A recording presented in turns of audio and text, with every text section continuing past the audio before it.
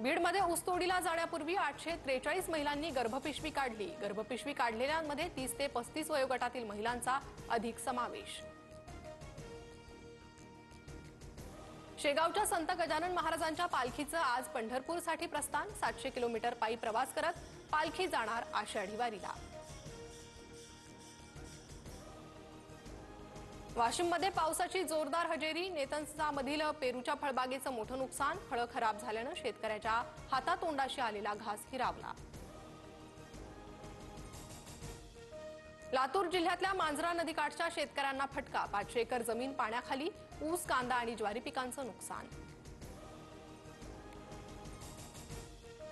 आज मुंबई, रत्नागिरी आणि सिंधुदुर्गात पावसाचा येलो अलर्ट, तर विदर्भातील वर्धा, चंद्रपूर, गडचिरोली आणि गोंदियातही येलो अलर्ट जारी।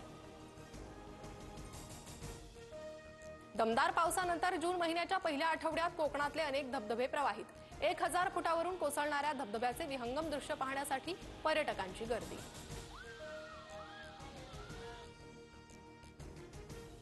रशियाच्या ओलेना आणि बेलाया हवाई तळांवर युक्रेनचा ड्रोन हल्ला। रशियन वायुदलाची 41 लढाऊ विमानं हल्ल्यात उद्ध्वस्त। रशिया युक्रेन युद्धाची आग अजून भडकण्याची चिन्ह। क्वालिफायर 2 मध्ये पंजाबचा मुंबईवर 5 गडी राखून दणदणीत विजय। 11 वर्षांनंतर पंजाब IPLच्या फायनलमध्ये अंतिम सामन्यात उद्या बंगळुरूशी भिडणार।